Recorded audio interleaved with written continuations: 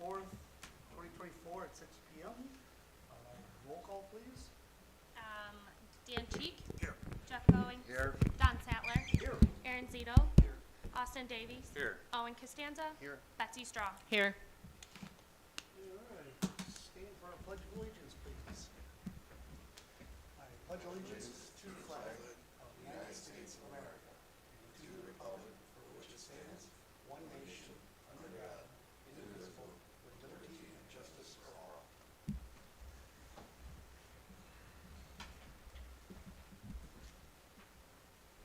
Let's see, no phone participation tonight. Do we have a motion to approve tonight's agenda? Move to approve the agenda. Motion, motion by Owen and second by Jeff, I believe that was. I'd like to make a motion to amend the agenda. Alrighty, what's that motion? I'd like to remove letters A through G. Because that's a very long discussion done, and I don't mind having it, but I didn't intend to do all that tonight. Well, this, we got a motion, do we got a second to discuss this? Second. Yeah, second by Dan, motion by Owen. Those items are part of purchasing, this was supposed to be purchasing, a special meeting of purchasing. Yeah, and my intention when I asked for this was for us to go over the ordinance itself. These other items are, we talked about them anytime, it's your administration, you want to make recommendations for policy changes, no problem. That's a long discussion. I just wanted to review purchasing policy, the ordinance, Well, and see if we need to want to have any recommendations to change it, go from there. all of these are part of the purchasing policy. Not really. Because of the confusion and comments that I've received, it seems to be convoluted in with the purchasing policy. So that's why I asked these to be thrown in as part of the purchasing discussion. Each one doesn't have to be a specific item to discuss specifically, but they will be as part of the purchasing policy as the discussion goes on. My intent was to have a lawyer here, so we could just go over this, how it is now, and then however we want to make changes, you want to make changes, it's your administration, we can go from there. And I'll discuss these as necessary. If the three of you want to nix this from the agenda, that'll be your choice. But I think it's all encompassing, so it will end up being part of the, yes, Jeff? You're not listening to what he's saying. These are all fine to talk about at other times on different meetings. Not all of these have to do with purchasing policy. How does tool inventory? It's an inventory, nothing to do with purchasing policy. They get purchased, they need to be in inventory. We have an inventory. That's something that I'm working on with David from going from once a year, which I reported at the last meeting, to more often, maybe 2 to 3 times a year. So we have an understanding of everything that we do own. Okay. Because I think there's gonna be a better inventory procedure, how we do it, like at my work. We do it quarterly. Okay. And materials, things like that, we do monthly. But we don't hold a lot of materials. All right, so as part of the So- purchasing policy, this is one item to inventory what's purchased. But this was a workshop that Owen asked for to have this explained to us. So everyone understands it, how it works, and then if there's anything that would like to be changed, we submit it to the clerk, have it put on the agenda, and then we discuss it in meetings. That's what, tonight was to have the attorneys explain the purchasing policy to us, how it works, how it's voted on. Because from what I can tell, that you're not understanding, when these guys do their things on every month, there's items that they purchase, we approve them. Those are approved. You know, if you wanna have everything come to you for purchasing, put that on an agenda item and we discuss it. Otherwise, this is gonna be a 4-hour meeting. I mean, Mr. Goins and Mr. Costanza, I don't think you guys understand what I'm saying. The purchasing policy doesn't give carte blanche to purchase anything. You're right, they have up to And- $2,500 to spend per head. Karina can spend up to 2,500 without board approval, David can spend up to 2,500 without. On what? On Parties? whatever they need. Parties? No, see, we knew you were gonna turn this like this, Don. I knew you were gonna turn this No, like this Don, too, Mr. no, Goins, because can't we just because have you a don't nor- wanna hear Are you it. gonna let me, I You- have the We floor. cannot have a normal I have the floor, conversation yeah, over we this can't even have a normal because meeting. you expect Because me of to you. fully agree with you, and I don't agree with you, You don't Mr. have to Goins. agree with me. And you We get agree mad as a and board. you start shouting at me, and you What are start you calling doing to me? names. I had the floor and you interrupted me like you always do. You interrupted me, too. No, I didn't. It was a I'm two-way explaining to conversation, you. and now you're trying to say that can we- I'm See, here we interrupting go. you, just like Shit you show. interrupting me. Let's vote. So which Circus, one of us the is right, circus. which Go one of ahead, us is Ringmaster, wrong? go ahead. Let's vote on You have the that. floor. Let's Go ahead. let's get it back down to just one at a time. Unbelievable. Unbelievable, isn't it, Mr. Yes, Goins? Mr. Yes, Ringmaster, it it's is. just Jeff, unbelievable Jeff, how one you at a are. time, okay? Just one person at a time. I had the floor. It's like, Okay? I had the floor. do I have to say that you're the one out of order here, Mr. Goins? Go ahead, say whatever you like, Mr. Saller. Okay, Go you're ahead. out of order here, Mr. Okay, Goins. go ahead, you have the floor. Carry on. Okay, so as I was saying, Let's, a monthly financial report, and ordinance, laws and policies, and tool inventory reporting, and credit card, sub and control accounts and control, travel, conference, food, education, expense reporting, budget ordinance language, gas card monitoring, and fleet service cards as one option, are all encompassed within the purchasing policy. If you guys want to take a roll call vote and officially nix this as a specific item, that's fine. I will ask the questions as we discuss the purchasing policy. So I don't think we need to argue about it much anymore. Yes? I'm sorry, I might back you. I apologize. You don't get to call on me, he does. I just apologize. So, we had this scheduled before. No one showed up, other than Austin, Don, and I. you guys did OMA violation, you showed up. We, Jeff, come on, one person at a time, Jeff. we did show up, you're right.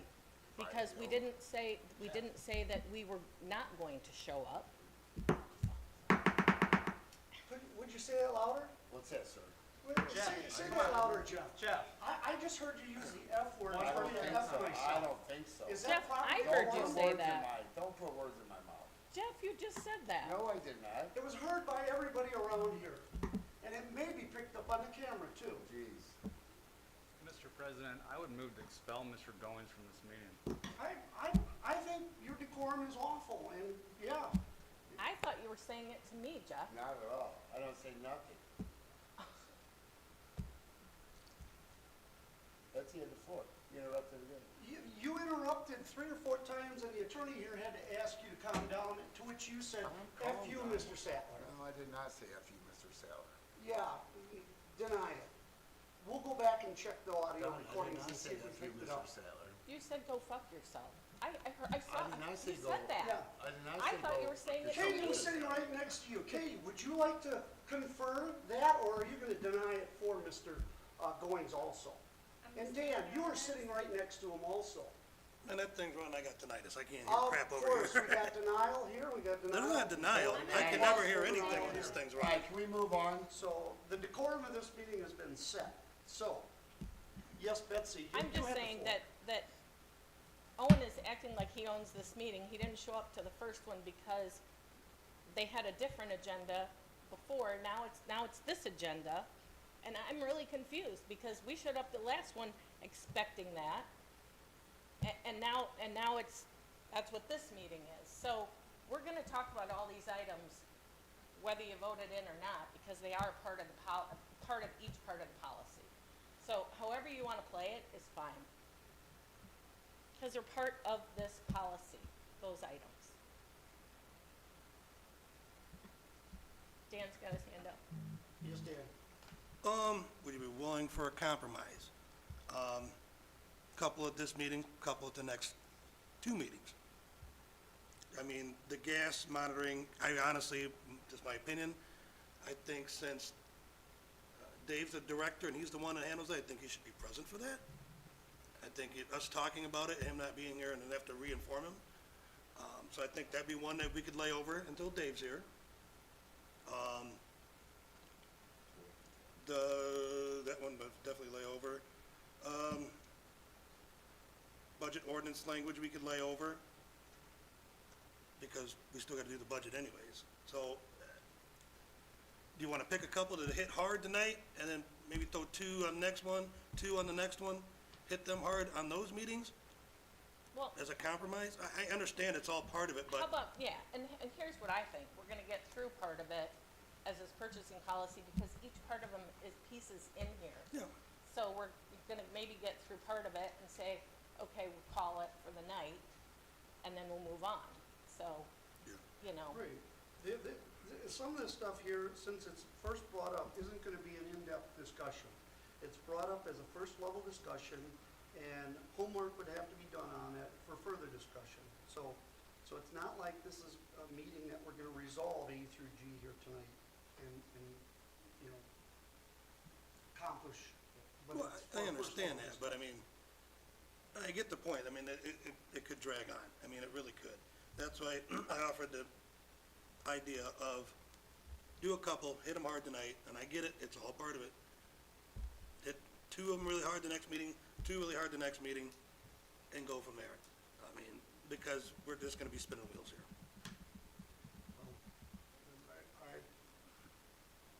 You can Accomplish. choose to call it what you want, and, if, you know, I'm as not they choosing come to up. call anyway, I'm offering a compromise. I mean, because Yeah. we're spinning wheels here. I mean, you pick two, let's hit them hard with the policy, because that's what we're discussing is the policy, the main policy, and the ins and outs and where that needs to be adjusted and changed. And pick two to work on really hard, because like you said, it's gonna take homework. Then we got two to work on, next meeting we'll have two to work on, meeting after that we'll have two to work on. Instead of trying to go figure this all out and then come back, you know, with a whole plethora of all seven, spread it out. That's all I'm saying. I don't think omitting any of them is appropriate. And if you want to, vote to nix any of it, that's your choice. I will bring it up as I see fit in the discussion. So, you guys tend to do what you choose. No, it's not that. I mean, I get the point because it's gonna drag on. That's I offered up an idea. But- I mean, but you're not even throwing around the So- idea of it. So if we go through this, we can bring up those points. The idea is the agenda items then we would say two are going to be discussed tonight after we get through this, Yep. is what Hit you're two of them really saying. hard that we wanna incorporate, and then And next then we meeting. move two to the next meeting. Yeah, that we hit them really hard, that we're not doing research on all of these for the next one. We do a couple, yeah, that's what I'm getting at, hit them really hard. Cause, you know, I've seen some of your ideas that you had emailed out on, policy procedures. Those are good, so we'll discuss that, you know. But to hit these all at one time, like, I still think we're just gonna be spinning wheels. And that's why I offered a compromise. Let's hit two of them like you just said. Go over the policy, hit two of them really hard, throw the ideas out, draft that up, come back, just keep working on down the line. What's your suggestion on the two? Well, like I said, I think the gas card, I think Dave should be present for the gas card. That's just my personal opinion. Because he's the one that controls that and he runs that. So if there's gonna be any education on it, he should be the one getting educated on it. In the spirit of, compromise, what do you say we put a time limit on each one of these items? I'd be willing to do that. Okay? Gas what- card. The gas card, each person has only 1 minute to comment on the gas card, if they comment at all.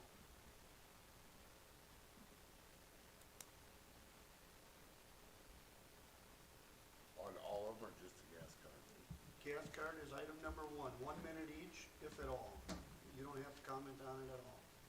The gas card monitoring, you mean G? Yeah. All of us done? Everybody has 1 minute if they so choose to use their 1 minute. Some of them are gonna require questions. I mean, like, I have questions. But this- More in education on how if the policy is managed versus how I've seen other policies be managed from Right. that perspective.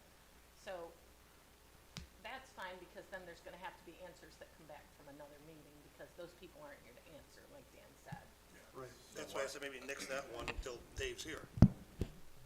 Because Two inventories, Well, we can have those questions ready for him. Yeah. Because that's why we have Katie here. Well, rather than taking 20 minutes to discuss this, I'll withdraw my amendment. Let's just vote on the agenda. Don? Yes. 1 minute. Okay. Hold into it. Mr. President, I have the floor. Yes, Austin. I would move to amend the agenda to remove the approval of the minutes because I have not received copies of any minutes from February 14th, 21st, or 27th to approve. So I don't know why that's on the agenda. I thought they were all emailed out. I didn't see them. I put that note on here too. I was gonna question that. If that's the case, I'll second that. Hang on one second. Do we have a- Let's do one thing at a time. So you had, I'm withdrawing my We motion. gotta you withdraw. withdraw your, and who seconded that? Oh, Rich. Dan? I did. Do you withdraw your second? Yes. Okay, thank you. Okay. All right. Now, Austin, you made a motion now to amend the agenda to remove the approval of the minutes. Correct. Okay. And that was seconded by Mr. Goen. No. I have Dan. Oh, sorry. Costanza. We was here. Wait. You don't have to call me We Mr. got a motion by Austin and it was seconded You don't have to call me Mr. by Owen. To remove. That's right, minutes. that's right. Okay. Yeah, I was briefly checking my emails before we start the meeting to see if there was anything that came out. That's no big deal. And I didn't see it. So we'll approve those next time. So, unless there's further discussion, now vote on Austin's amendment to the agenda to remove the minutes. All right. Roll call to approve the amendment to remove items 1, 2, and 3 and move it to another meeting after we get the copies. Austin Davies, Yes. Owen Costanza, Yes. Jeff Goings, Yes. Dan Cheek, Yes. Betsy Straw. Yes. All right, items 1, 2, and 3 are removed to another meeting after we get a chance to get copies of minutes. Now we gotta approve the agenda as amended. Oh, there we go, okay, yes, so now we need a roll call vote to approve the amended minutes for tonight. Amended agenda. Amended, not minutes, agenda. Thank you. All right, roll call. Jeff Goings, Yes. Betsy Straw, Yes. Austin Davies, Yes. Dan Cheek, Yes. Owen Costanza. Yes. The amended agenda is approved for tonight, striking 1, 2, and 3. I think I said that correctly.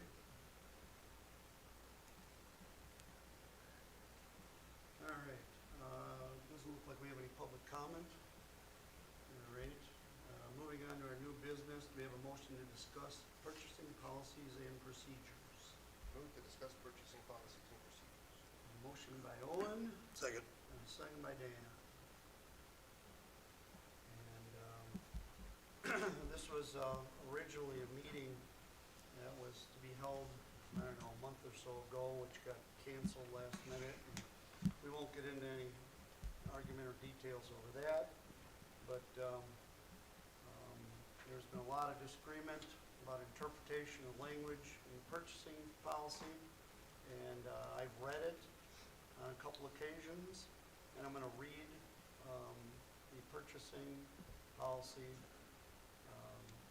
and background, which is basically the purpose. I don't know why the title on that, section 1-10-1 says purchasing and background, because it's actually a purpose that kind of sums up what the policy actually is. And it starts out where it says, "The purpose of this directive is to provide comprehensive purchasing policies and procedures as guidance in procuring equipment, materials, supplies, and services for the operational requirements of the village, and is created to ensure competitive and unbiased selection of qualified and cost-effective vendors and suppliers.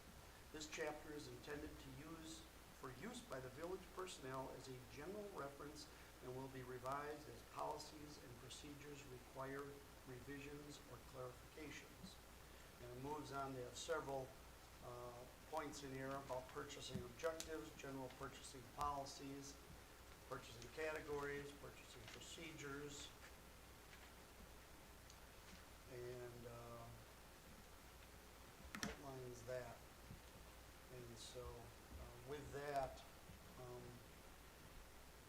did anybody want to begin other than me on this here? I was hoping the lawyer would touch on some stuff. I have not had a chance to speak with you, Aaron, about any of this prior. I think one of the key things is the purchasing and background, which outlines the purpose of this procedure. Has some very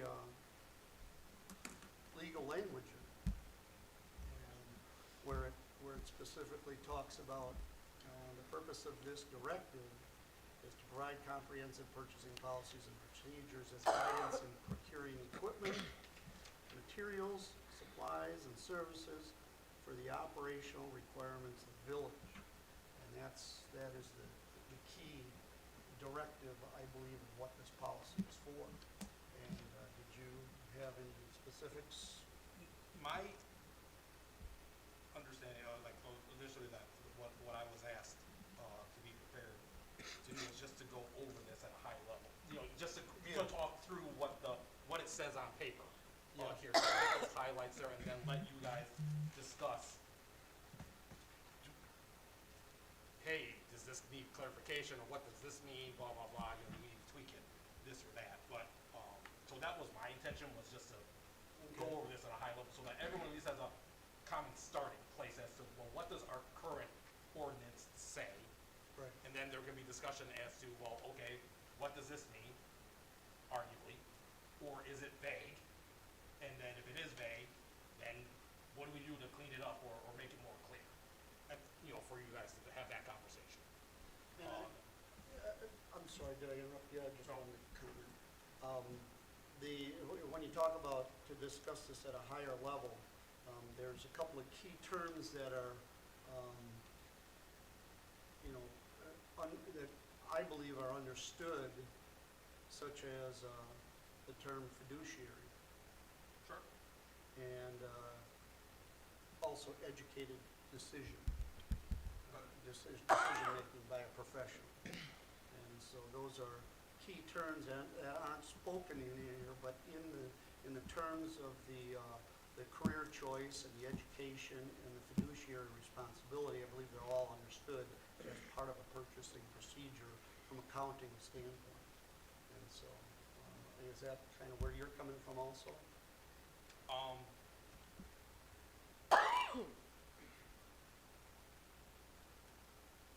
guess I'm not really sure, as to that.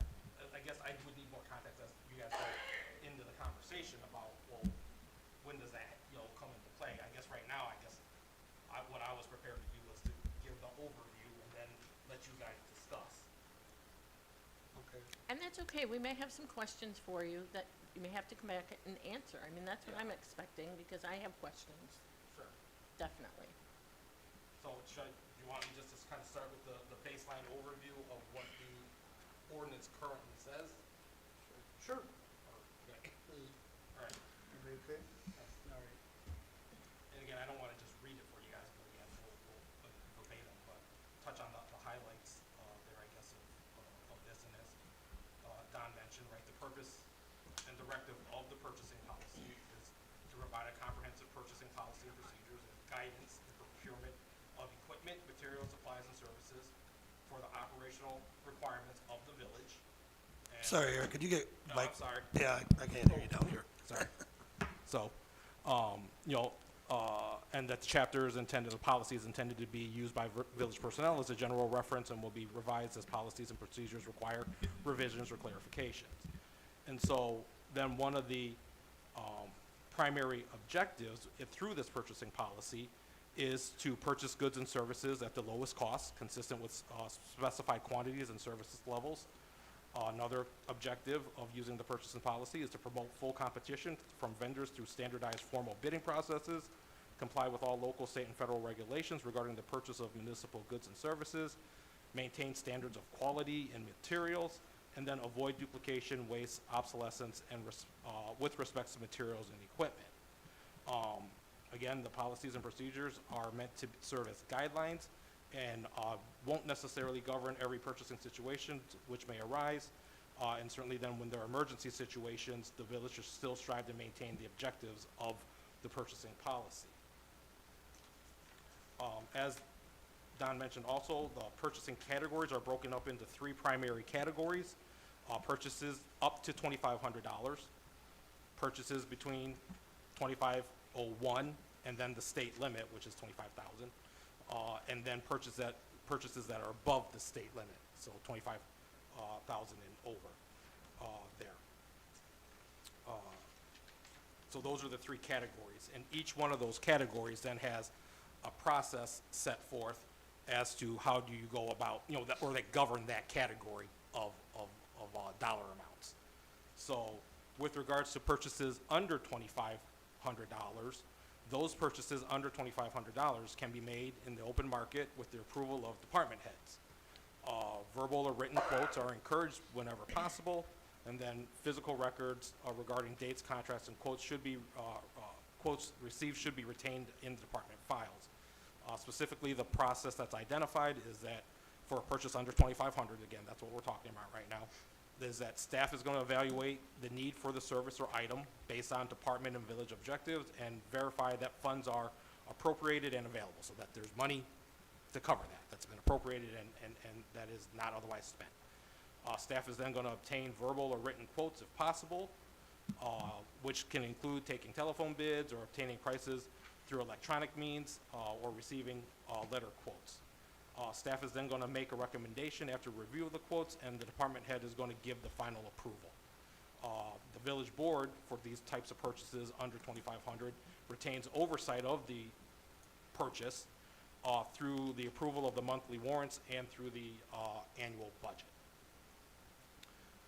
For purchases between 2,501 and the state limit, then purchases of those materials, equipment, services, supplies are going to be made by having them be made first by obtaining 3 written quotes where practical, and then approval by the village treasurer and the village president. Again, physical records should be kept and quotes received, maintained there. Specifically, the process then is that, again, staff is going to evaluate the need for the service or the item and make sure that funds are appropriated and available to purchase that item. Staff is going to go and obtain 3 written quotes, again, whether they be by telephone bids, obtaining prices through catalogs or other electronic means, or letter quotes there. The policy does say that due diligence actually has to be done to obtain these 3 written quotes. And after due diligence is done, if 3 quotes are unable to be obtained, then formal approval from the village treasurer or village president must be obtained prior to the purchase. So if you're unable to get 3 quotes, then you got to get the treasurer and the president to okay the fact that there aren't 3 quotes before you go and make any purchase. Ultimately, then, staff will make a recommendation to the village treasurer after the review of the quotes, and then the village treasurer makes a recommendation to the village president for final approval. Again, with these purchases between 2,501 and the state limit, there is no formal board approval or separate board approval in the sense that it's a separate line item agenda. It just says that village board retains oversight through approvals of the monthly warrants, so it would show up as a part of the bills there and the annual budget. And then the last category is purchases that are above the state limit, so 25,000. Those require going to formal bidding process, where bids have to be, bid documents have to be, with bid specs have to be created by, a lot of times these we're talking about, road projects or, construction, where the engineers will go and create the bid specs, and then they'll go out to formal bid placed in like an advertisement, like in a newspaper or in a publication that would typically respond to that sort of work, a construction publication or whatever it is. There will be a formal, bid opening date, and they'll review the bids, make sure that everyone's responsive, and then look to see who the lowest bidder is. Ultimately, then usually it's the engineer, will then make a recommendation as to, hey, we opened the bids, this was the lowest responsive bid. We present that for formal approval by the village board. This policy does also provide that in certain situations that the village president may waive the public bid requirement with regards to like professional services there. Likewise, I don't know if this says it. Here it is. That, where'd it go? However, However, the department head shall first obtain in writing whenever possible at least 3 informal bids to furnish the same. In these situations, the village president may require that the request for proposal be utilized. The purchasing procedures under this paragraph may be waived by 2/3 vote of the corporate authorities. So formal bidding per state statute, we have a requirement of a formal bid process for 25,000 and over. However, the corporate authorities always have the ability to waive that formal bid process by a 2/3 vote there. This section then again goes into the formal process. Then if it's a purchase over 25,000, again, staff is going to evaluate the need for the item, make sure that funds are appropriated and available. Then the notice or calls or bids are going to be published in the newspaper. At least one insertion, which will be at least 10 days prior to the time designated for the opening of the bid. So we have to publish for at least 10 days there. Again, then the bids are going to be opened. They'll be read publicly at Village Hall on the specified date for the bid opening. A formal copy of the bid tab will be made available to all the bidders after the bid opening.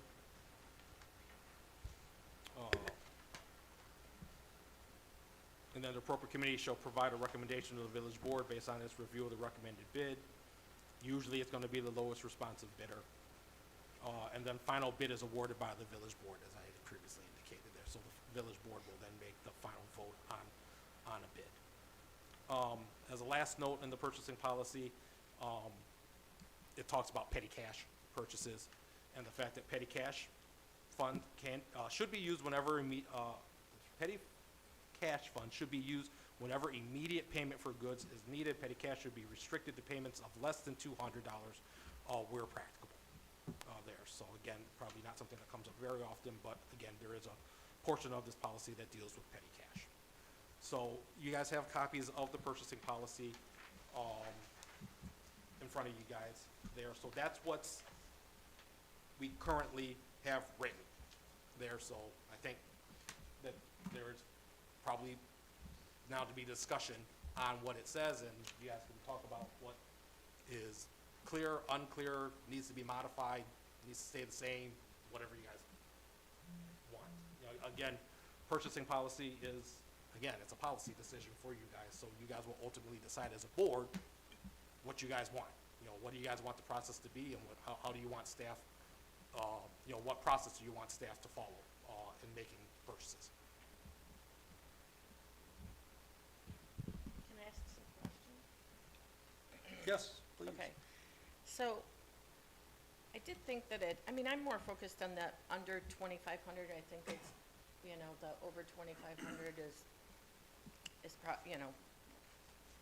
pretty hardcore. It's the under 2,500 and everyone keeps saying, it was approved in the budget, but they're, the budget line items, is that correct to our policy? And then, the other thing for the under 2,500 is, if it's not approved, I don't think that we have a clear enough policy on how much each department can spend on certain things, line item things. And so that's a budget thing that I think that we need to talk about at the budget level. And maybe that needs to be a policy change as well, that it is in our budget and their line approvals. Because the other question that I have when it talks about that the village board retains oversight through approvals of the monthly warrants, which I call invoices, and the annual budget, we learned last month that we get estimates. We don't get actuals when we're approving it every month, and we never come back to what were the actuals. And so that gives me cause for issue, because we're getting an estimate, we're voting on that estimate, but we never come back to that actual and say, here's what the actual was, but everybody says, oh, but you voted on it. I voted on an estimate. I didn't vote on an actual. I voted on some that were actual, but not all that were actual. But then they become part of the record. And exactly why I sent out that spreadsheet, that here's what we've actually paid so far, here's what we're estimating, and then we come back to it the next month and say, here's where we ended up, here's what our actual was for the month of June, we're now in July, here's what we had estimated and voted on. And if there's a difference, should we vote on that difference because it's over X amount of dollars? And how do we want to be fiduciaries for our village, you know? If they're spending, if the estimates were off by $5,000, shouldn't we want to vote on that again and make sure that we understand it? That's what I'm saying in that spreadsheet. And, you know, so the oversight, I don't feel like we have the oversight that we should have because we're getting estimates. How do we change that in this policy? Or maybe it comes down to monthly financial reporting, you know, this month and next month. I get it, she has to pay bills, she has to pay payroll in a timely manner. And that's why it's okay to give us estimates and then come back and say, here's what the actuals were. There's nothing wrong with that. So that's all I'm saying is I'd really like to understand, you know, we voted on this, having not been in the finance role, and Christy was in it and Eric was in it, understanding that those were estimates and getting involved now has helped a lot and trying to understand that, but I think we all need to understand that. That's what I have to say about, I mean, that piece of the monthly financial reporting. I think that's very important. We need to, you know, get those reports in our agenda packets and do that on a regular basis. Yes, Jeff? Betsy, Karina sent you an email and described the type of software that we have for how she does the billing. How does that compare in difference with what you use? Is it night and day, or is it pretty similar, or are we behind? I'd have to come and see it. I mean, we currently, I'm in an Oracle house now, moving to a Workday house. So I'm pretty sure that hers is probably, you know, an older version. You know, I don't know if it's in the cloud. She's getting ready to go on vacation, and she wasn't able to, you know, we're gonna meet after she gets back from vacation and talk about it. I seen her response to you. She did get some feedback from, about the modules. It has to go to a cloud now. The module that I discussed, and the guy's putting together everything for her. He did return her call. I was here Tuesday, went through the payroll with her when I was here, and she explained to me that they get color back, he's getting everything put together. But we have to move to a cloud now. So in her email that she said, she explained what her software was. But my question was, because you said you do this for a college, it's multi-million-dollar budget, billions, whatever it is. I just want to see, for the comparison, is it night and day? But you said now you need to look. I need to look at what she's got. So eventually you two will get together. I mean, I'm sure that I need to understand what she uses for ledger accounting versus fund accounting. Right. So, you know, whether she has cost centers, how she does all that. And when you do that, recommend, if there's any other modules that you think would make it more up to date for us, maybe we're behind, I don't know. Recommend that, you know, have her get those in the bids. If there's modules that you have that we don't have, that's gonna make things more easy for her to produce to actuals as opposed to estimates every month. And she's gonna start doing. But actually, I mean, she's gotta do estimates because she hasn't Right. paid them yet. Right. So that's a normal process. She's only gonna have those estimates, but then following back up and telling us what the actuals were is always going to be more beneficial for the board. So you wanna see that in the following month's report? Yeah. And that's fine, and I believe she agreed to do that. Yeah, Once so she when has she all comes the back checks from come back. vacation, I'm Right. planning on meeting with her, and I can go through that with her and understand a little bit more of how she's doing her accounting and to talk about that, definitely. But that report, I think, will be really helpful because it also makes the breakout, which makes it very transparent to everybody on what those items are that are either being estimated or were actuals in there. And then the last thing I'd like to talk about is petty cash. How often do you use petty cash?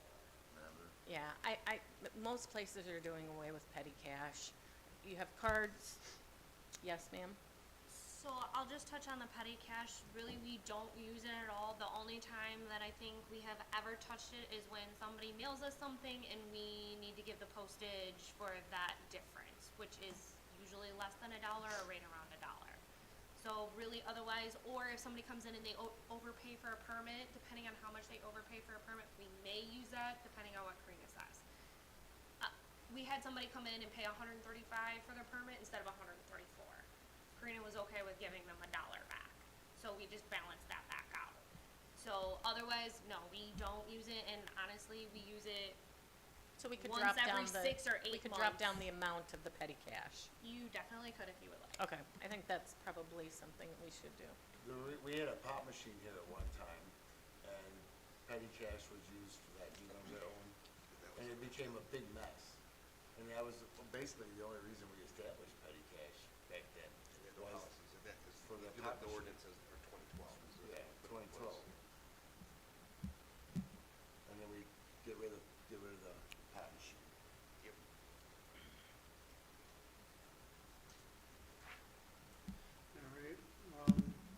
All right. I have one important thing that I think needs to be added, because there seems to be a little misunderstanding of what spending under $2,500 actually means. I've gotten several comments back by several people that basically implying that you can spend whatever you want without any approvals for under $2,500. That's not what the intent of this purchasing procedure is for. Purchasing procedure, I think, is legally very accurate about what its purpose and directive is. It's for procuring equipment, materials, supplies, and services for the operational requirements of the village. And under the purchasing objectives, it talks about comply with all local, state, federal regulations regarding the purchase of municipal goods and services. That encompasses some of the other items that I've thrown in under the agenda here. And then you go through the rest of the ordinance here about purchasing procedures under 2,500. They talk about open market, quotes, contracts, dates. We're talking about operating materials, goods, and services for the village. Then you go to purchases between 2,501 and higher, which is the state limit.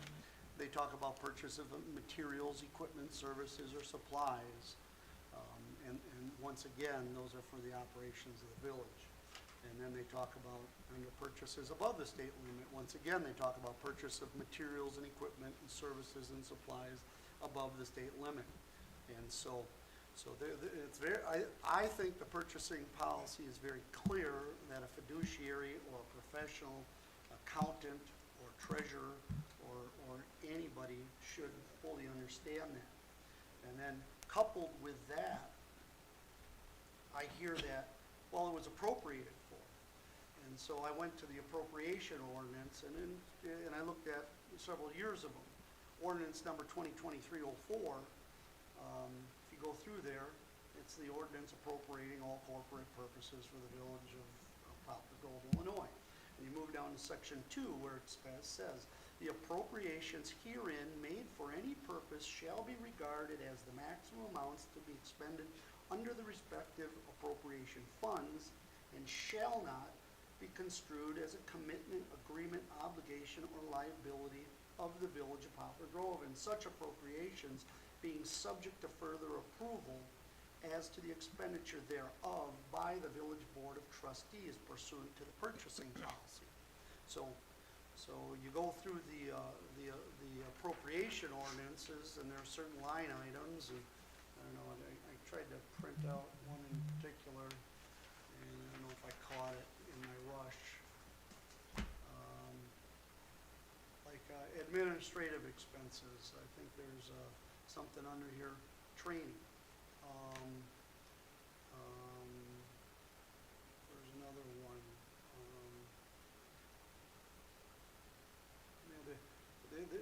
There's, oh yeah, travels, meals, and lodging.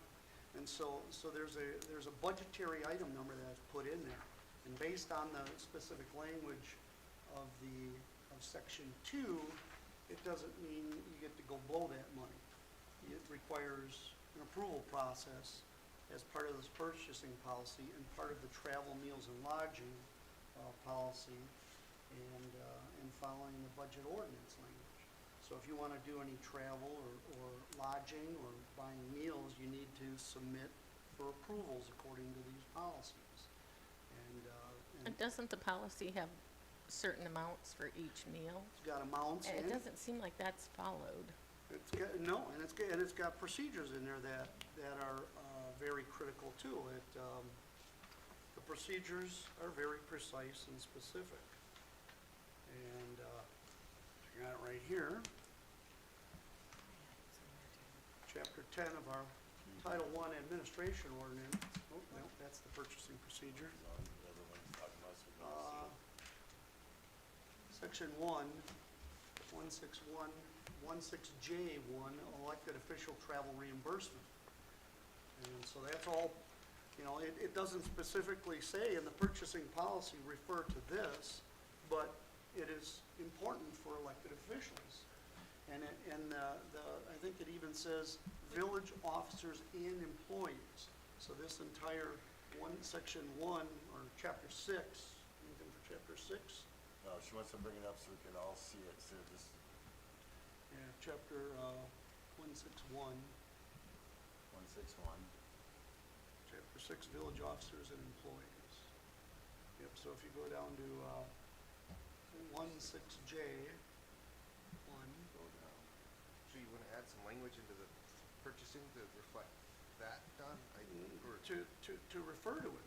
okay, that's fine. Which, B, C, F, G. With like a subletter, refer to this to, for 161. travel? there you go. Or- J. Yeah, so it says here, before a training session, seminar, or class begins, any member of the corporate authorities must submit to the village president or his or her designee documentation regarding the training, seminar, or class, along with the anticipated costs associated therewith. At the time of the review and before attendance is approved or denied, consideration will be given to the mileage, food, attendance fees, and wages. No member of the corporate authorities will be reimbursed for any entertainment expenses, which includes shows, amusements, and that's kind of an understood. Section B, all training seminars and classes must be approved by the village board before the training seminar and class begins. Approval for training and classes is at the discretion of the village board and will only be approved if the training or class is necessary for the employee or elected official to perform his or her duties. Prior to the approval of such expenses, the following minimum documentation must be submitted. It's got 4 items: an estimate, the name of the individual, the office of the individual, the date or the dates and the nature of the official business. And there's other details you can read. Section D, classes and conferences are the only types of official business for which travel, meals, and lodging expenses are allowed. The maximum allowable reimbursement for travel, meal, lodging expenses is set at $800 per class or conference. Meal costs are subject to the following per day maximum reimbursement limits: breakfast $8, lunch $12, dinner $20. And if it's going to be higher, you need further approvals in order to spend more than that.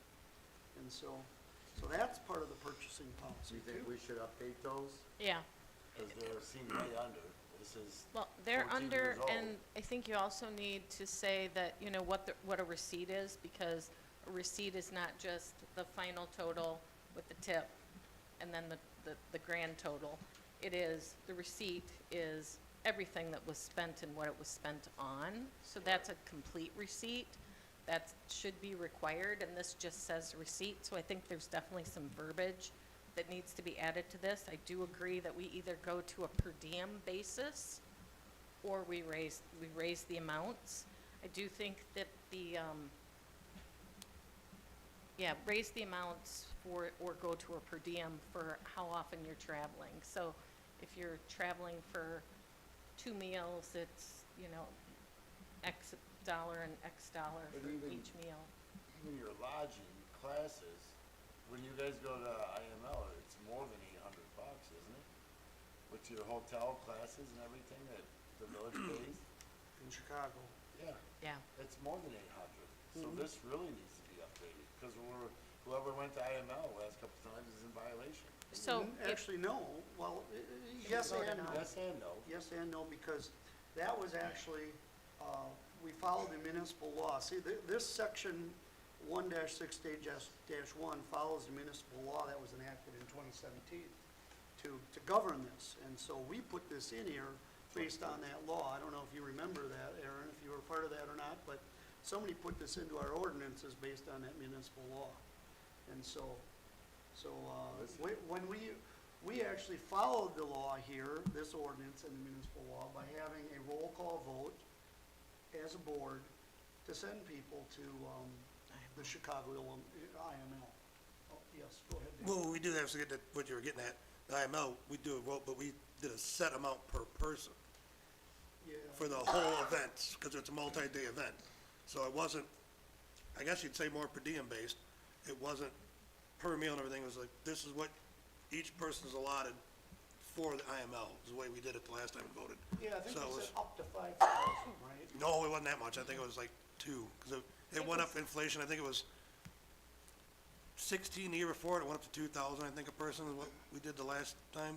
But it's a set amount per person, so that kind of doesn't follow this exactly, because registration for the event costs money. I guess that'd fall under schooling. I don't know what that'd be categorized as. But yeah, that's how we did that, was one set amount per person. So I don't know how that varies from this, but that's what we So did. you- But Don, are you saying you want something to say refer to this in the purchasing, in the under 2,500, refer to this for travel? Is that what you're saying? We could do it that way, or we take all these ordinances and we combine them into one.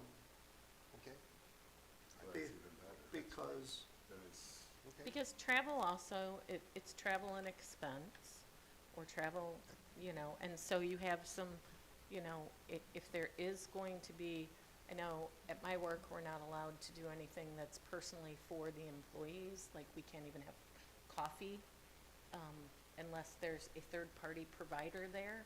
So, they can't buy us provide coffee in the office for us. And we can't have birthday cakes or meals or anything unless there's a purpose and a conference that it's going for. So, so you guys are allowed to bring in a birthday cake for someone you work with? I can Oh, bring you it can in do and it pay that it way. for it For myself. yourself, okay. Yeah, but Yeah, well, yeah, that makes sense. they can't pay for it, so they're not gonna even, so those are the kinds of things that I think we need to address, because those do fall under this policy on when food is permitted and when food is not permitted, and, what the statutes would be for that. yes, Austin? In looking at the purchasing policy for employees, the purchasing and background section says the purpose of this directive is to provide comprehensive purchasing policies and procedures as guidance in procuring equipment, materials, supplies, and services for the operational requirements of the village. I think that's the most salient part of the purchasing policy, is that it's supposed to be for the operational requirements of the village. If you look onto the purchasing procedures section, for no matter what the amount is, under 2,500, over 2,500, it requires the staff to evaluate the need for the service or item based on department and village objectives. And department objectives, of course, are the village objectives, so there's no objective within what the village does operationally. There should not be purchases made, such as for food, for employees or trustees, for, grilling out steaks, buying hams or other gifts to give out, gift cards, anything like that. Aaron, what's your opinion as the attorney on whether the purchasing policy would allow, within the operational requirements of the village and department and village objectives, for example, buying a dozen steaks for the trustees and public works? I think it's great. And I think ultimately it's up to you guys to define it there. So I can speak from a practical standpoint, right? Because the term, we're lawyers, we can make arguments either way, right? I can read something how, 12 different ways of Sunday, depending on who's asking me the question or what type of response I'm trying to get there. But like operational requirements, well, what does that mean? What's an operational requirement? That can be broad, right? Some people say, well, operational means like the operations, like, fixing roads and water sewer. Those are your operations, city, village hall, those are your operations, right? And other communities, I would say, well, operations go all the way down to, okay, I have to, our employees, right? Okay, well, part of employees, our operations is employee retention. Right. How do we retain employees? It's important to sometimes make sure that they feel like they enjoy their job, okay, so do we buy a lunch here or there? Absolutely, I have communities that do that there. Now, would it help, given the fact that conversations will come up, hey, if you guys, again, it's up to you guys, right? Again, every community is gonna be different, right? Certainly, there are probably plenty of communities that say, don't do it, not gonna do it, that's fine. Other communities, as a policy, our elected heads are gonna say, we're okay with some of it. Let's do it within reason. But your Otherwise, communities vote on it together and make that decision together, not just several trustees deciding to do something, correct? I think it's as a part of their policy. Like, Okay. they'll set it in their policy. I'm gonna also tell you, from a practical standpoint, I have plenty of communities where it's not even that clear in their policy, but as a practice, this is what they've done. This is how they've interpreted it. They don't feel the need to specify it anymore, and that's just how they interpreted it, and that's what they do. Yeah. Not saying it's right, wrong, or whatever. That's just, again, it's for each board to decide how they want to do it, and so I think you can, absolutely, it's up to you guys to write it how you want, so I think as far as like, Austin, to your question, does it allow for the purchase of stakes in whatever? It could or it could not. It's up to you guys to decide, right? Because the term operational requirement in and of itself, I could Right. interpret to be a lot of things, right? So I think there's room for argument either way, and Exactly. perhaps we might want to clarify a little bit what exactly does operational requirements What does mean? supplies mean? What does, What are the village objectives and department objectives that money can be spent on, especially for under 2,500? Maybe some additional language could be added there. yeah, and again, for these Right. 6 heads, so 6 heads, okay. All right, I have a question. yes, Jim? Like this, Don, and I don't wanna start an argument with you. You're gonna start one? No, I don't want to. Us coming together like this and talking, instead of going and making all these accusations, posting all this stuff on social media, this is stuff that needs to be figured out amongst us here like we're doing now, in an open setting, which is absolutely should be. But we're training grounds. You guys have to realize this. I've been here 13 years. We're training grounds. We go through employees. We want to keep good employees when we have them. And where do they go? They go to the surrounding communities about us.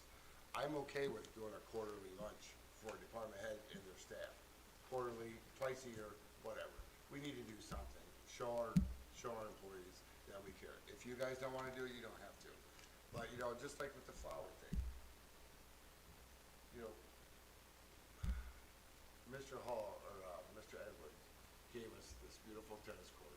Just gave us another $10,000. When he passed, we sent flowers from the village. I don't see nothing wrong with that. That's called respect for people that's donated and giving us a lot. They give us every year for our Christmas functions, But I that don't being, think it's wrong to send flowers when someone passes in their family. that being said, Don, if we want to put policies and definitions in there, Yeah. okay? This is what we need to talk about and do it. Instead of lambasting and calling our, we can't call our employees crooks. You can't do that. You can't call them thieves. You can't do that. It's not right. But if you wanna change policies, let's get them written down. Let's discuss them. Well, we need to make some policies. though. What's that? We need to make some, because Make some there and should be. change some. Reword them. Like Don said, he's okay collapsing that whole section in 16J and rewording it. So it's one paragraph or 2 paragraphs instead of all these different things. We're obviously way under on purchasing for food, things like that, when people go out. Unfortunately, my job doesn't allow me to go to now and go attend these, which I wish I could, but my work doesn't allow me, so I've never actually had the chance to go to one of these.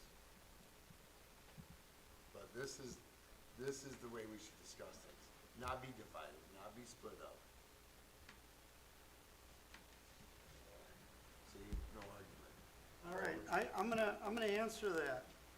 it's not answered, I'm just. Dan's got his hand up too. Oh, Dan, go ahead. Just quick, sometimes simpler's better, it seems like. So under the $2,500 being unclear, would it be something as simple as, all right, we'd make a purchase request or purchase notification form, like a FOIA request.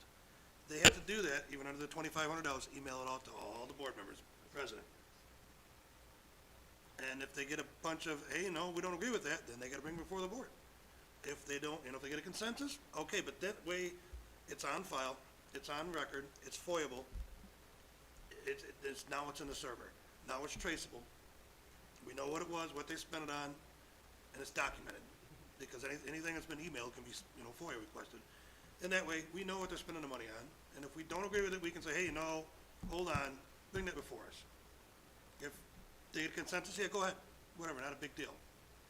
And then, like I said, it's just as simple as that. A quick email, piece of paper, they scan it in, PDF file, whatever. And then we're up to date, we know it, and it's simple. As I said, sometimes simple's better. Food for thought?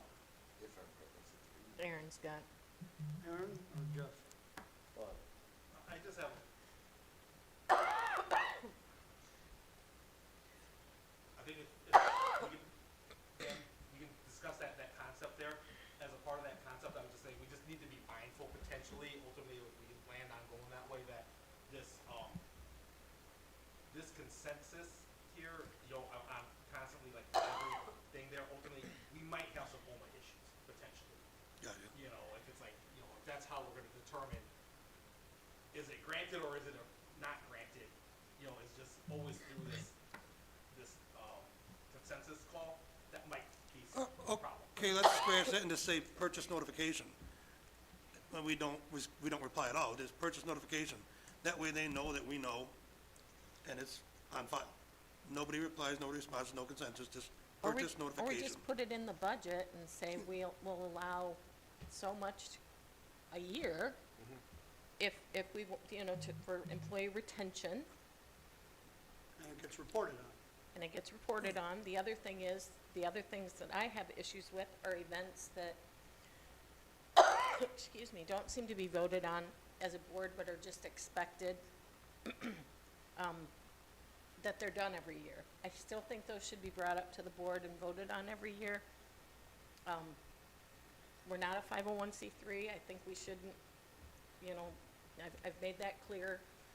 If we wanna help with that, then we should be voting on what the village is doing for that and what our part in that is. so like, refer to like the turkeys and feeding the families? I thought that's all donation. What part of that, Betsy? What I'm saying is, we do donate our time. There's time donated because it's done during working hours. There's some of that. I think it needs to just be a board decision on what we're gonna do and how much we're gonna do, and if we're gonna do anything. I'm not saying that we shouldn't, I'm just saying it's just expected and it's just carte blanche, it seems like. And yes, they do take donations, but we never see an accounting of, this is how much was donated, this was the different, I don't know, because it's not visible to me, okay? Did you ask Karina for it? I have not asked Karina for it. Going through the records. That's not what I asked. What I'm saying is I think that it should be ahead of time. We talk about, having, neighbors' night. We should have, and that's in our budget, but it should be discussed. These other extra activities are just assumed, and they should be decided on every year, not just assumed. I sat down briefly with Karina, and I asked her about the donations. And she gave me the ledgers, and I looked at the donation incoming accounts. They're haphazardly dropped in from different individuals and sources into one account. And then we're spending the money out through miscellaneous expenses and operating supplies and things that the purchasing policy is designed for. And you can't reconcile the two. If, according to what I've read and what I've talked to at Belvedere and at the county and other sources, is if the village is gonna take a donation for something, the tennis courts or whatever, it gets allocated to a specific fund. That fund is accounted for, and when those funds are spent, they're pulled out of that fund. They don't come out of operating supplies to obfuscate this situation. Operating supplies could be your ledger account, and then there would be a fund associated with it. So it should be whatever your ledger account is, and then the fund. So that, you need kind of both pieces together. Yeah, there's no reference back. Right, there's no reference back. Yeah, and so, Okay. and so if, you know, if a bunch of trustees are gonna donate money for some employee event, well, there should be a fund for trustee donations for employee events. And all that money goes into that, and then when the employee event occurs, it's taken out of That that. way it's not taxable, like Betsy said. No, if it goes through the village, it's taxable, so you can't, So, yeah, we're not gonna do that. you can't do that Right. for an employee, to feed the employees, it's not taxable. If you're giving them monetary gifts, then it's It's taxable. on payroll. Right. Good The other thing is, I think that as a board, we need to decide, are we, you know, I've heard that we go out and solicit our vendors for, our Christmas party for the employees and that there's donations that come in for the Christmas party, or it has in the past. That kinda doesn't feel right to me. But we had, that was this, so what was our building inspector? Phil Long. Phil Long. Phil had a party, but he did it at Bravo and invited everyone there, and he took care of it. Mr. Edwards, I believe, overseen and paid for the, tennis courts, I'm not sure. But He that's was not before me. No, I anything that should run understand what through you're our, saying. we Right. shouldn't be paying So for. there's no more, if we, like, say we wanna do gift cards, we donate to trustees for the employees, one person's gonna collect it, like we vendor, and then look at Correct. it. Not run it through the village, and Right. don't take the village credit card. That was an issue in the past, that should have been corrected, which I think it was, a long time ago. But I. The other thing is, if there's money collected for a party, like I think has happened in the past, I don't think that that's, it feels like we're taking payouts, you know, I don't. That's a violation of our ethics wait a minute. policy that I Wait a haven't even minute. gotten into. What do you mean? So, Like the pizza party I did? no, are Oh. you a vendor? No, okay, you're on vendors, I'm sorry. In the past, I believe that vendors, and I believe even the attorney has given money for those kinds of parties. I know I've definitely been asked to donate for the turkey, so we've donated to the Giving Tree, right, that's the turkey. Yeah. Yeah, the Giving Tree. I don't recall if my office has donated to a Christmas party recently. I don't remember. Well, there was I a don't Christmas know. party, and it was noted that vendors had paid for it. I don't know who the vendors were, and that, Okay, I'm not saying no, but Doesn't I'm just seem saying I right. don't remember. I don't think we should do that. With the Yeah, vendors? the ethics policies specifically say you cannot be giving money to village employees or trustees. Trustees can't either? No, Trustees can't? you're not allowed to. Did we do it? We did it. I think he said give, can't receive receive. Uh-huh. as elected officials. Oh, no. Or employees can't receive gifts as an Yeah, employee of the I village. think that should be something that's in the policy that we don't do. I didn't print that part of I didn't print the ethics policy out. Write the You don't policies think we out should there. pitch in for something for the employees from the trustees? That's saying not what I'm vendors, talking about. I'm vendors. talking about Vendors vendors. only, okay. No, not soliciting Well, now it vendors. just made it sound like it was different. No, I think you heard me, I think you did mishear Don. Don said that elected officials or employees shouldn't receive gifts. Oh, I get that from vendors, okay. Yeah. I think you just misheard Don, that's all. So whatever policy That's you what wanna you write want, up, right, that's Don? fine. Okay, you got a big list of, That's what the recording's for. okay. If we talking the mics, right? And, you know, I guess, What are we on, G? and I guess I just feel the need to clarify, because of, all the accusations. They started, just to clarify, Jeff, and if you wanna fight me on this, feel free. When I started doing an audit, I was ridiculed, called names, Called your name. and all sorts of things. So, after I quietly tried to do this for nearly 3 months, and all the ridicule and all the criticism that I received, it was gonna fall on deaf ears. And so, I published it, because according to state law, it's all public record. And so there, and once I published it, then the explanations and the excuses started coming out.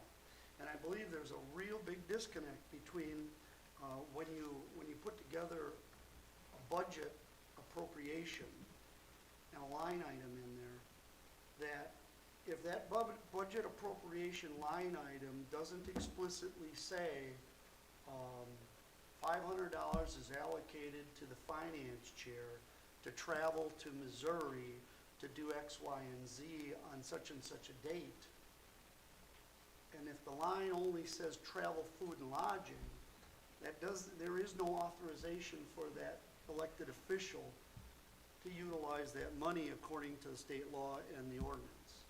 And so that's what I'm emphasizing here, because I've received nothing but arguments and false excuses, and nobody wanting to understand the law. And the attorney sitting here explicitly saying it's gray. Well, those things are not gray. What is gray is whether or not the board approves it. Is it written approval according to law? Is it nod and a wink approval? That's the gray area you're talking about. And so, I'm, The point when I said it was gray, is we were talking about, well, how do you define operational requirements, is what I was talking about. That's correct. well, an elected official traveling to another city for some reason, I think is not operational requirements. But It's not, there's no line item for it, and there's nothing there for it. Or a golf outing. You know, the golf outing is not operational requirements. Well, I think that's up to every board to determine, well, how broad or Right. narrow you If want we, the definition. if we write an ordinance, Right. and we have a roll call vote according to law, and we approve it. And I submitted some good suggestions for some verbiage on, you know, having a signed expense report, you know, defining what a receipt is, pre-approval requests for all events and for travel, kind of spelling out what we would expect. And then, you know, the discussion is, are we gonna do, you know, per diem, or, you know, just set an amount? So, I mean, I think that should definitely be discussed.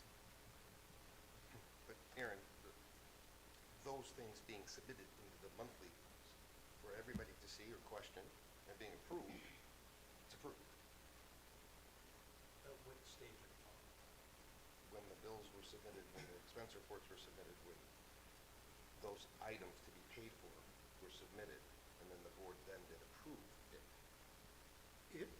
in the monthly financials. Approve it. I think, Whatever you're talking about. not to get off topic, I think the greatest part of this whole thing, it says the policies and procedures in the sections that follow are meant to serve as guidelines and may not govern every purchase situation which may arise. To me, that's great.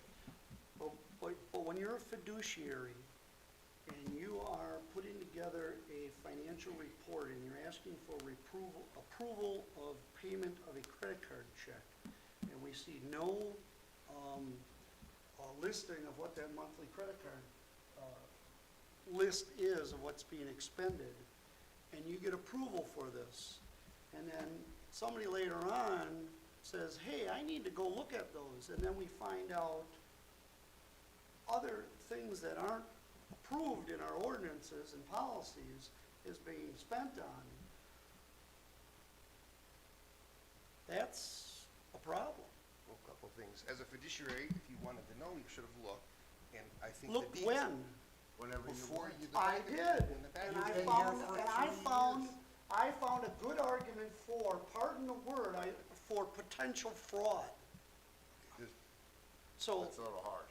so arguing whether or not I should have looked yesterday or today or tomorrow When you got your is, packet, you is should have not, is not a moot, is When a the moot board- point. When the board got their packet and they wanted more details, which there should be more detail, those questions should have been aroused. And Don, you did kind of misspeak. Your report came out partially to us. I think it was a Thursday or a Friday. But then over the weekend, you put more years out, which, as you requested things, I supported you getting every document you wanted, unredacted. I disagreed with that, so that you could look at everything that you wanted. Any trustee sitting up here has the right to any piece of paperwork in this building at any given day, time, night, day, whatever. 24/7, 365. That's correct. That is correct. And nothing should ever be held back by any of us. And actually, any citizen has the Yes, right to get it absolutely. too. Damn thing- Financial records are all everything public should- records. And it shouldn't really, in my opinion, you shouldn't have to FOIA it, just ask for it. So what would you like to change in those Betsy's reports would work? Is there anything else you'd like to change in that policy? We don't need to go into detail, but we talked about tool inventory. The biggest one is credit card sub and control. That's the biggest one that needs to be I changed. thought that was just changed. No, No. they have time, they have to look for somebody, but when No. Don brought that up, The- that's fine. Back in November of 2018, the board voted on the use of credit cards. And they voted to allow the use of credit cards for department heads, not for elected officials. And so the use of the credit card kind of took place of the petty cash and I then have a some. question, real quick. Yes. Wouldn't the village president be a department head as he oversees the department heads? No, the village president isn't a department head, he's the village president. He oversees all the department heads. I'm just curious, how would It- you go with that? The Or village ask him president's duty is to oversee the finances of the village. As overseeing the department heads? I think the village president oversees department heads. I don't think the village You president would is a consider him department one? head. No, Okay. they're not employed. They're not employed. Department heads are technically employed. So But get paid by taxpayer, just like we're employees employed. to a certain You're an elected extent. official. We're an elected official, You're but at the elected same time, we're being paid by a taxpayer. Okay, we're not, All right, we're talking about. that was voted on by the board, and it was probably for efficiency purposes, which everybody needs to do these days. However, there's a lack of accountability and transparency when you only have one card being shared by multiple individuals in the village. So I believe if department heads are gonna have And it's a card- bad lack of controls. Right, bad lack of controls, and I think the auditor will show that. So, whoever's the deemed department heads, as of right now, it appears we have two, Public Works and our treasurer. And, Is the issue with getting the cards, so most places have what's called joint liability. So the joint liability cards are it's a shared liability between the person holding the card and the entity? Or are we looking for just a corporate card that the entire liability is held at the village? Is that the issue? the issue is there should be separate cards with separate numbers, with separate. I understand okay. that, but there's a difference between joint liability and corporate liability, or the entity liability. So sometimes it's harder for the entity to get the individual cards because it's held in a person's name, and then it's usually called joint liability cards. Are we looking for the right thing? It usually requires that they give their social security number, but it's not they hold some liability if it's not paid, if there's fraud, if they perform fraud on it. But in the end, the liability is with the entity, but it's just called a joint liability card so they can have their name on it. So that sounds rough to go. No, Well, that sounds correct. I'm sorry, insurance, we do this all the time. We started doing it a long time ago because of people running up the card when they quit and sticking the companies with a ton of bills. So you apply for the card, think of it as the corporation is guaranteeing the fund, like a Right. secured credit Right. card. But it still gives the credit card company oomph to go after the individual for unapproved charges. And then you could still have a purchasing card Right. that is a corporate, which would be held by like David for his purchasing of the equipment kind of things. But any other things that were operational and needing to be done by Karina could be like a joint liability card, or Carrie if she has a card as well. So that's the typical kinds of cards, programs that are out there. Yeah, and they described to me as a master account, a master invoice, and then you'd have the sub-invoices. So that's a full liability for the village then. Yeah. Which our size and our charges, I don't know that we'd want a shared liability one. I don't know. I mean, Shared what- liability would probably be the best way to go, so it puts responsibility on the individual. They're not It's gonna wanna just- get their cards then. But everybody's saying that there's an issue with getting it, so I'm trying to understand what the issue is. I don't Is know. what are we asking Oh, for? I think Solutions doesn't offer it. I'm sure there's somebody out there that offers it for. Solutions just has the one card that's got the same number on it. Well, see, Solutions doesn't handle it anymore, it's credit card services. Right, so that place, yeah, they outsourced it. IEB or whatever Yeah, they've they- well, whatever it is, so. Yeah. I don't know if it's changed. Karina said it hasn't, so, but, yeah, we just need to look for a different company that does it. I don't care. I mean, it's fine. So American Express, have we looked at American Express? I don't know. Okay. But yeah, I know American Express does that too, Dan's because I've got a got. question. Yes, Dan? On the shared, like you were saying, where it holds the individual a little bit of liability, what would the turnaround be, say we lost one of the heads, and we gotta kill that card right away, and then the next person taking over has to reapply? I mean, would there be a big window? I mean, we're No. gonna get that? No, so that I mean, next what I've person's- seen, what I've seen is it's usually a week. You Yeah. can stop the card immediately and it's a week to get a new card. All right, so as soon as you get a new, Yeah. but I mean, say, we got a new department head, so they'd have to resubmit their the social security and pull a new card with them having the same thing, Yeah. joint So we liability. should, I mean, who's handling this? I guess that's my question. Who's looking for the new card provider? Do you know, Jeff? No, as far as I was taught, I was just gonna say, as far as I know, credit cards are locked up in a safe, nobody uses them, nobody wants them. So for you guys to go to where you're gonna put liability on one of the department heads, I don't think they're gonna wanna. Okay, so then we need to look at, like, At somebody corporate, needs to look at that's- American Express That's what I was just as gonna a say. corporate liability and then have some insurance to ensure that it's fine. It is a credit card, so it should handle fraud as well. Right. The gas cards are through Marathon, correct? Couldn't we do a gas card where it's direct debit through Solutions? Are we saving any money? You probably wanna look into like a fleet service, Yeah, that's, Yeah. okay. and so. Our so you- fuel- So whoever brings a vehicle out, Right. and putting your mileage. Our on it. fuel, or we could even look at getting our own fuel tanks. We have our own fuel tanks in all of our yards, Well, 1,500-gallon tanks. I think we do put mileage in at Marathon, don't we? I mean, Marathon does that. I know they, Do they do mileage? Is it a I fleet thought they card? did. So It- each public works employee, Do you have a microphone by chance, or come up here and talk into one of ours? Sorry. Well, just so we can hear and feedback from the notes. so, each employee has their own card with their own number and everything. We have, a total amount as a whole for the whole account, and then there's a daily cap. So like during winter time, if we have a bad snowstorm, if we hit that daily cap, which we haven't, then Marathon will reach out to myself or David for approval to push it through. If they need like, but we've never hit our daily cap.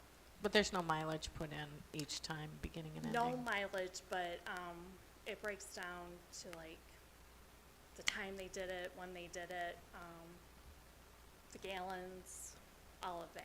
We don't track it in a book in each vehicle.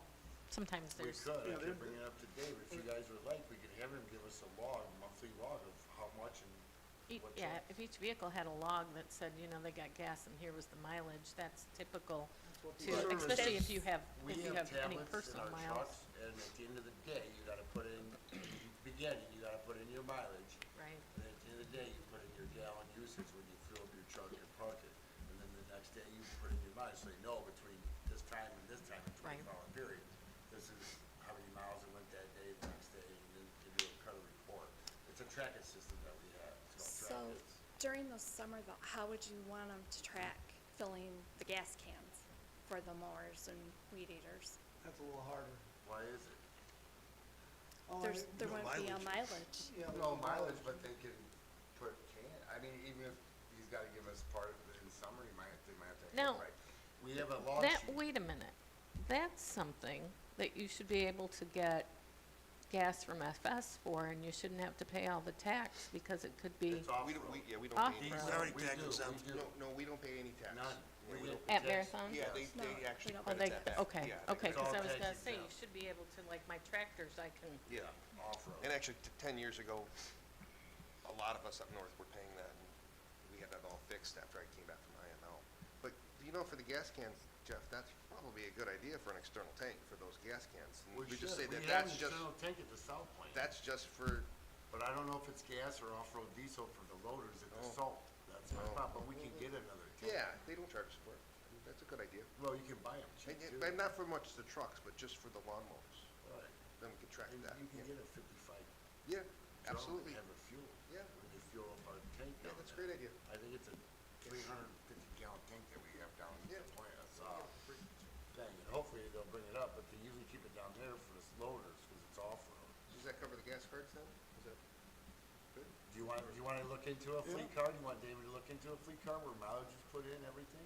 I mean, there's 5 guys that have Right. 5 I credit. bet Marathon gas does cards. it. Probably good, because then you get a report from that says, Yeah, at the end of the this month. vehicle, this vehicle, this I vehicle. bet Marathon does it. We just have And to. okay. and they give a guesstimate on what the mileage is. Give to David. The only, if you're not concerned about the miles, that's what I'm gonna get at, What do you see? because from summer to winter when they're plowing, that's gonna be kind of skewed. So they're gonna be getting a lot more gas and a lot less miles. Yeah, 4 miles to the gallon plowing or whatever. Yeah, they're gonna go through a lot more fuel in the winter if they're plowing. With that mileage is, I don't, if that's the mileage idea you're tracking, but it's it's gonna be. still documented. Yeah, but if you're just looking for documentation, I'm saying from summer to winter, that's gonna be Right, and, way off. and whoever the department head is kind of responsible for that. If he's got one guy that's, taking his personal car and filling up, that's gonna show I up. don't think that, well, they have video too. if they Yeah, have Marathon would cameras. call us. Yeah. That's happened. Yeah. Not for us, but Yeah. it's happened with like the sheriff and with some other rescue squads and the fire department. It's happened. Yeah. But Marathon's really, Because they know if you're not filling up a public works truck, something's up. They- And I can check with Marathon and see if they offer. I'm pretty sure. A fleet car, they should. I'm pretty sure you just turn it on, because it asked when it was right at the pump. Yep, they put the mileage in right on the kiosk. All right. That's gas card. What? I said that we got gas card, remember, Yep. right? We got- So gas car, we went through budget ordinance language. Jeff's working on the tool inventory. Yeah, Yep. I've been, gotten David talking about that. I think we should do it more than What would you once. like to see on the tool inventory, Don? Like a quarterly report or semi-annual Yeah, report? I think if you got a running report and as it changes, you just leave it in the packet. Well, I think we do an annual, report for insurance purposes, because we have to schedule those tools. Mhm. So is that enough? Do you wanna see more? Annual report updated as things think- are purchased. Or quarterly, Quarterly, I think quarterly is fair. okay. Tool inventory.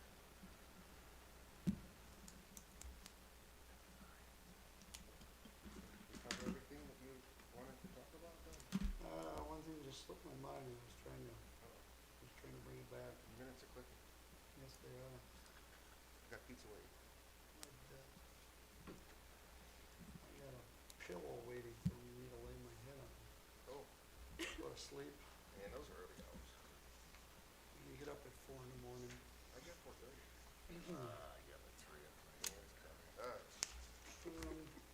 Austin, what time you- come on, all the guys are throwing it out there. Whenever I want. See? I know court starts at 8. Oh, yeah, the other retail credit cards that we have with,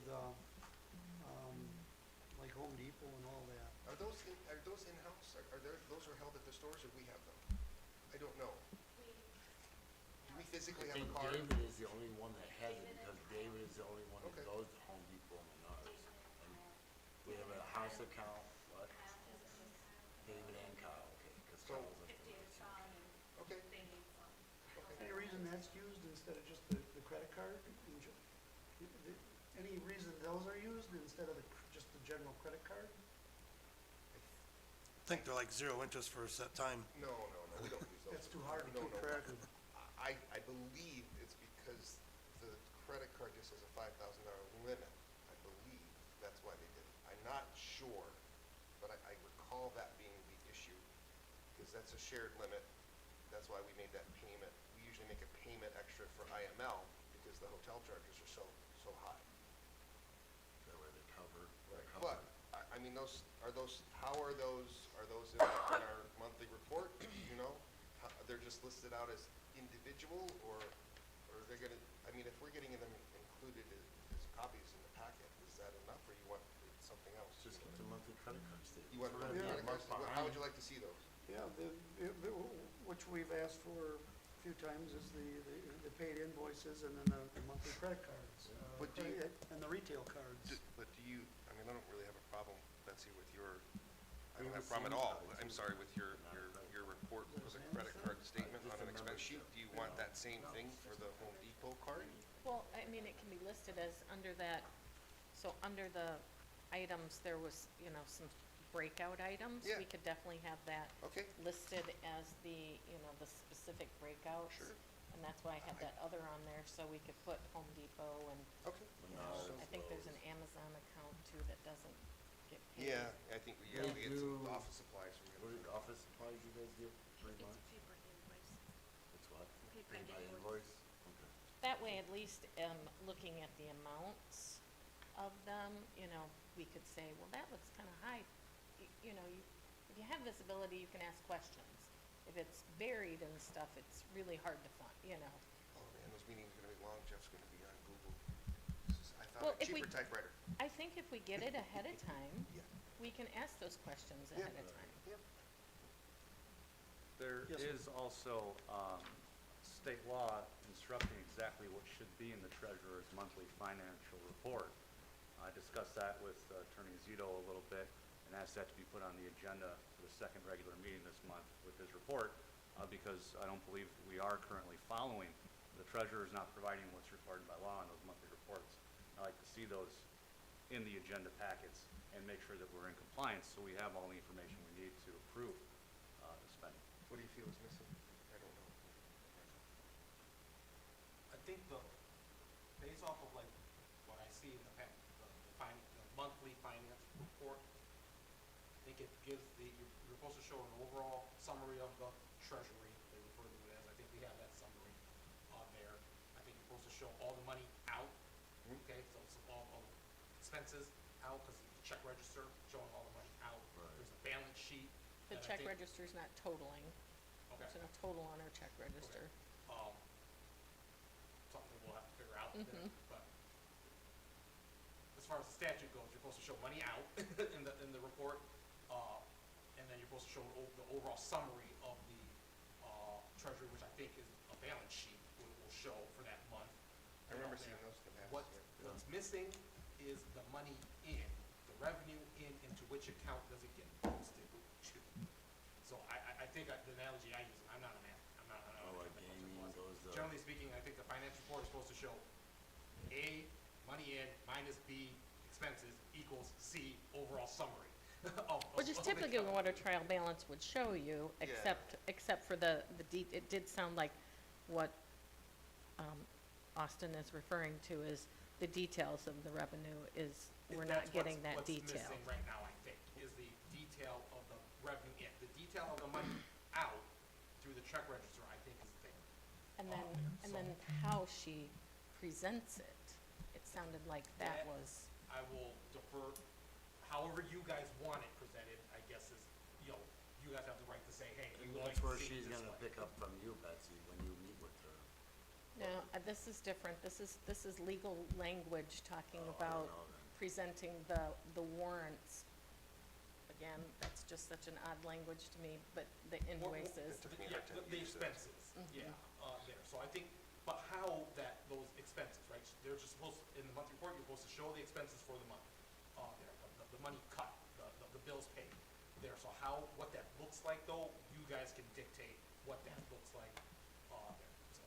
We used to have a sheet that, had that percentage to year-to-date, what we budgeted to actual, had money And in amended and money budget, out. yeah, And and- it was also line item down for payroll and salt and everything else, and, you know, we were always said, Yeah. we were always told, when you get 6 months into it, you wanna make sure you're at 50% of this, otherwise you need to relook at it.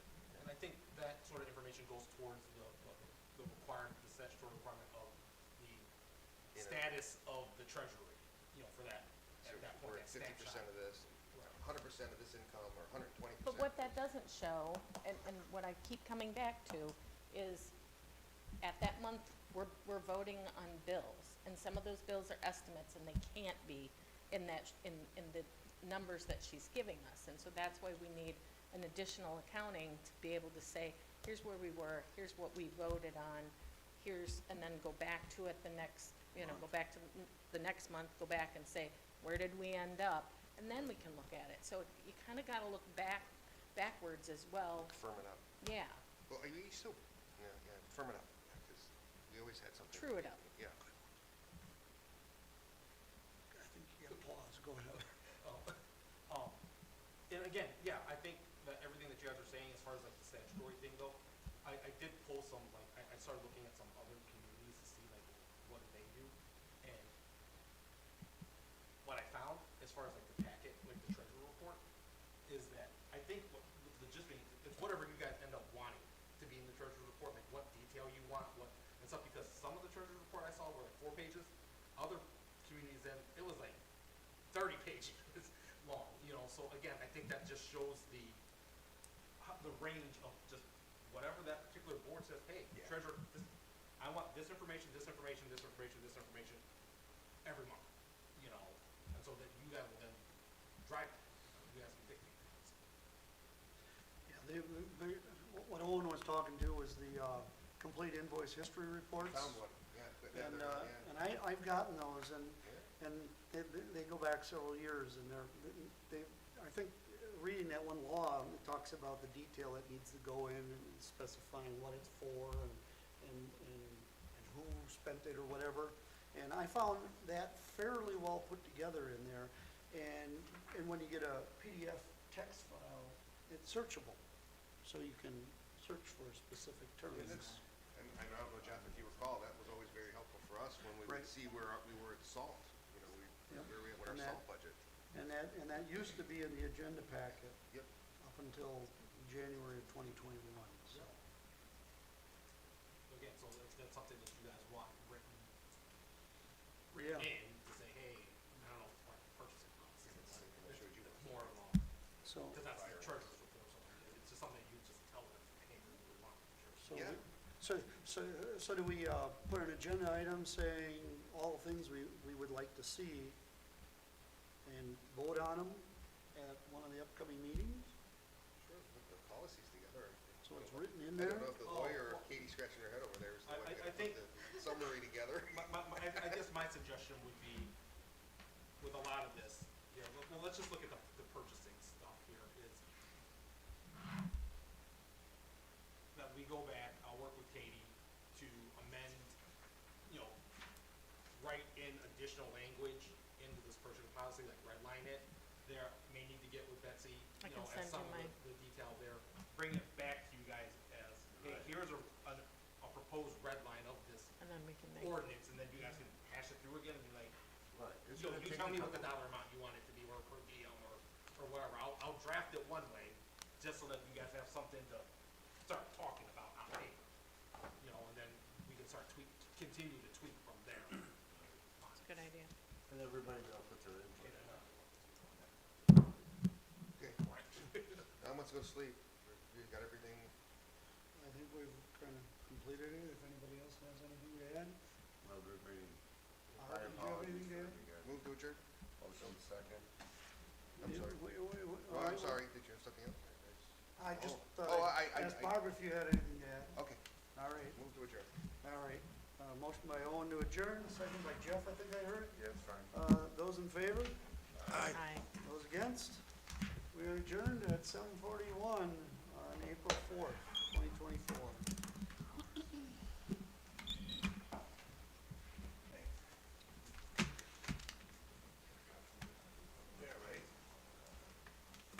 That's a good idea. Yeah, if you throw that together and then email it all